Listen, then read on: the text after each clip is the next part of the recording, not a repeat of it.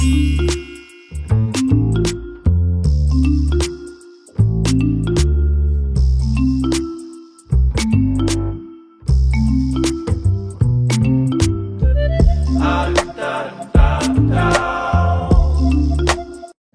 Aspirants, welcome और welcome back to my another video. So guys, ये video है 24 जुलाई की। आई नो कि ये बहुत लेट आ रही है क्योंकि मुझे एडिटिंग में टाइम लग गया था। तो आज मैं सुबह बहुत लेट उठी थी, उसके बाद फ्रेशन अप होके ब्रेकफास्ट करके अभी 11:52 में मैं पढ़ने बैठी हूँ। तो सबसे पहले मैं CDP का रिवीजन करूँगी। तो CDP का रिवीजन आज मैंने स्टार्ट किया था ग्रोथ एंड डेवलपमेंट से। सुबह सुबह के टाइम पे दिमाग बहुत ज़्यादा फ्रेश होता है, इसलिए सबसे पहले मैं CDP का रिवीजन करती हूँ। तो रिवीजन करते करते मुझे कम से कम 1 आवर हो जाता है, कभी कभी तो 2 आवर भी लग जाते हैं अगर मैं ज़्यादा टॉपिक्स को रिवाइज़ करती हूँ तो। एक तो मैं सुबह इतनी ज़्यादा लेट उठी थी, आई थिंक उस टाइम पे मेरी तबीयत बहुत ज़्यादा ख़राब थी, इस वजह से उन दिनों में बहुत ज़्यादा लेट उठ रही थी। तो अगर मैं रोज़ थोड़े थोड़े टॉपिक करके ऐसे रिवाइज़ करती हूँ तो मेरे लिए बहुत ज़्यादा ईजी हो जाता है याद करना, और मैं भूलती भी नहीं हूँ चीज़ों को। और पढ़ाई के बीच में जैसे अलग अलग सब्जेक्ट के सेशन ख़त्म होते रहते हैं तो मैं ब्रेक भी लेते रहती हूँ, क्योंकि अगर मैं बहुत ज़्यादा लगातार बैठती हूँ स्टडी टेबल पे तो मेरे को बहुत ज़्यादा नींद आने लग जाती है।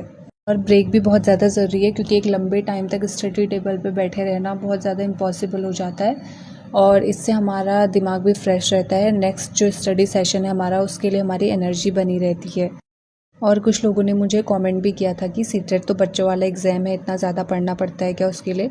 तो मैं सिर्फ सीटेट की ही प्रिपरेशन नहीं कर रही हूँ, मैं जितने भी टीचिंग एग्ज़ाम्स हैं सबकी प्रिपरेशन कर रही हूँ एक साथ, क्योंकि बाद में एकदम अगर नोटिफिकेशन आएगा उसी टाइम पढ़ के तो कुछ भी नहीं होता है, तभी बहुत लोगों का निकलता भी नहीं है, एग्ज़ाम क्लियर भी नहीं हो पाता है, क्योंकि वो जैसे नोटिफिकेशन का वेट करते हैं कि अब नोटिफिकेशन आएगा तो तब हम पढ़ना स्टार्ट करेंगे, तो फिर उसके बाद कुछ नहीं हो पाता है। तो मैं सोचूँ कि पहले से ही अपनी एक पढ़ाई का डिसिप्लिन भी बना के रखूँ, और साथ साथ में पहले से ही मैं प्रिपरेशन करूँ हर चीज़ की, ताकि मुझे बाद में इतना ज़्यादा लोड ना लगे।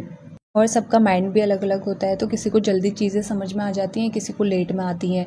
तो किसी का ईज़िली क्वालिफाई हो जाता है, किसी का थोड़ा लेट लगता है। तभी तो सीटेट में इतने लाख बच्चे फेल होते हैं, उनका क्लियर नहीं हो पाता है, क्योंकि कहीं ना कहीं वो कुछ ना कुछ कमी करते होंगे।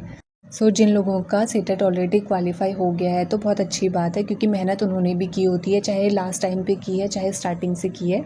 एंड जिन लोगों का सीटेट और यूटेट ऑलरेडी क्लियर है, तो मैं उन सभी लोगों को ये बोलना चाहूँगी कि आप अभी से अपने टीचिंग एग्ज़ाम्स की तैयारी करो, जो भी आपको आगे देने हैं, चाहे वो KVS NVS और चाहे DSSS किसी भी चीज़ का हो, क्योंकि अगर आप नोटिफिकेशन